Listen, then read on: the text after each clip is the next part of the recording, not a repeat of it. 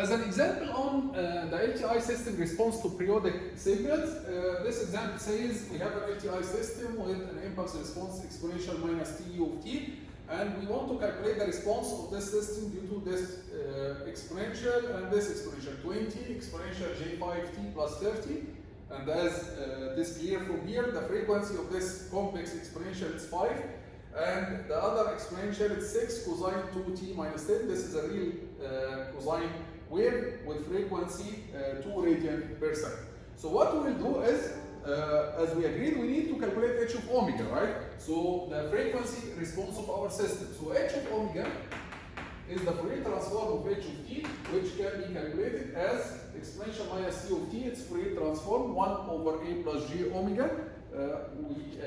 We're supposed to get used to it because we use it many times. So it will be 1 over 1 plus j omega, which can be written, if you want, you can convert it into magnitude and angle. So the magnitude will be 1 over square root 1 plus omega squared, and the angle will be 0 minus tan inverse omega.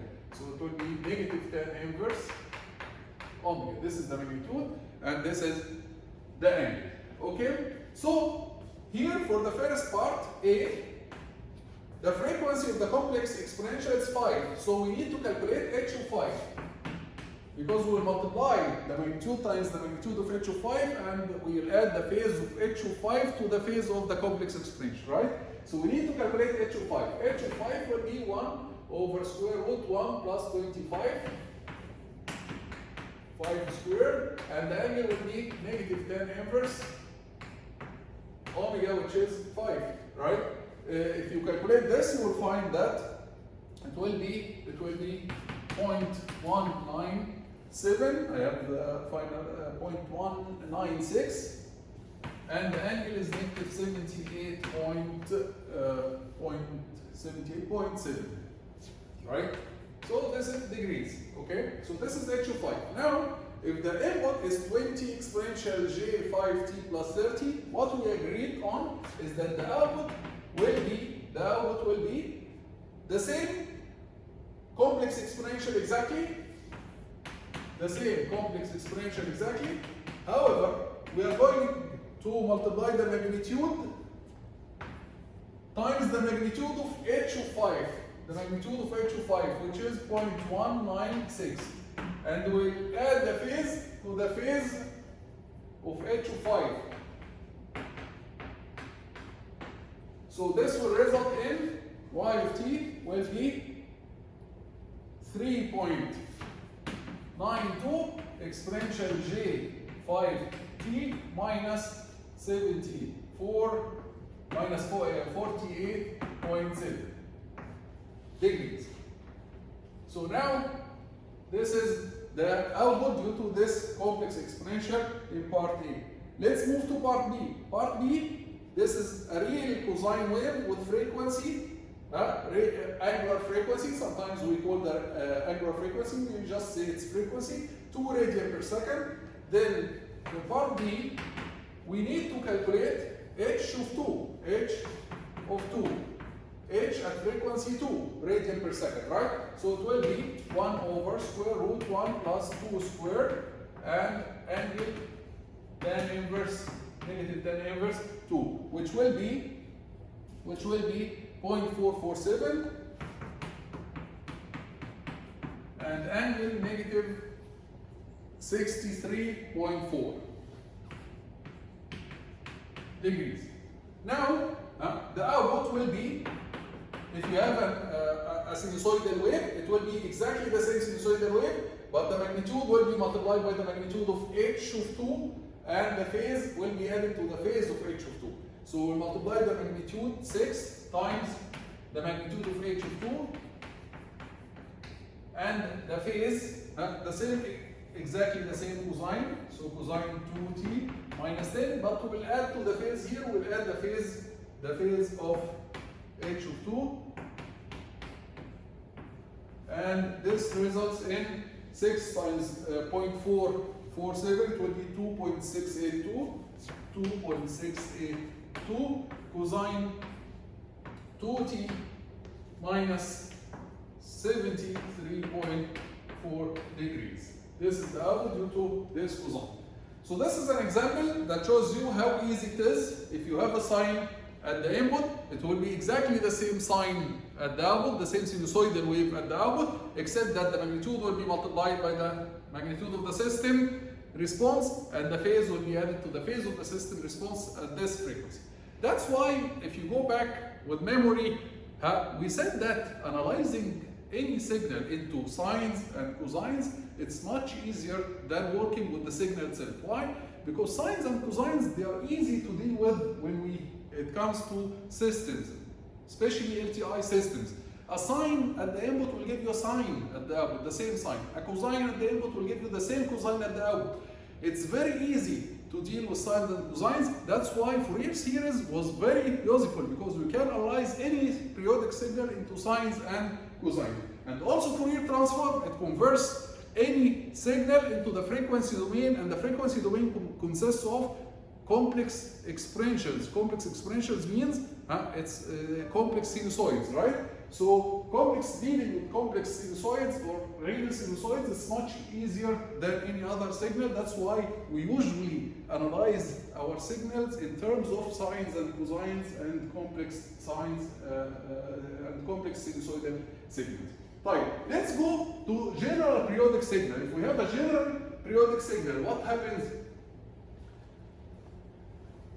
So a general periodic signal, we saw that Fourier series, using Fourier series, we can write a general periodic signal x of t as a summation of complex sinusoids. Right? From k equals negative infinity to infinity. So what do you expect the output to be? This is a linear time invariant system. So if you have a summation of inputs, the output will be the summation of the individual outputs, right? So the output will be again the summation of the system response to each of these sinusoids. The system response to each of these sinusoids is Cx multiplied by the response of the system at frequency k omega naught exponential j k omega naught t. So you are going to multiply the coefficient of the input times the system response at frequency k omega naught. While for term number 2, you are going to multiply by h of 2 omega naught. For term number 3, you multiply by h of 3 omega naught, and so on. Okay? طبعا this is ckx. Let's call it, to be correct, ckx, and this is also ckx. This is coefficient number k of signal x. And after we multiply it, this will be called CKY. This is the coefficient of the signal y, which will be also a periodic signal. Okay? Same thing if you use the trigonometric Fourier series. If you use the trigonometric Fourier series, every term in the Fourier series will be multiplied by the system response as a magnitude. So if you have a trigonometric Fourier series, for example, it's A naught plus summation A n, let's use the n here as a change from 1 to infinity, cosine n omega naught t plus summation Bn sine n omega naught t. Then when you pass this through our system, the output will be the first term. This is a DC term, so it will be multiplied by h of 0, right?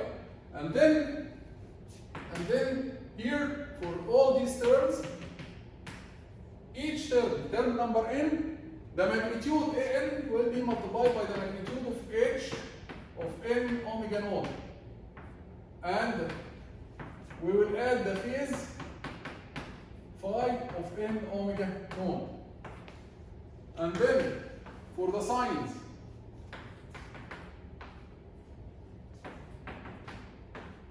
each term Bn will be multiplied by the magnitude of the system at n omega naught, and then we add the phase of the system at n omega naught inside the sine. If we have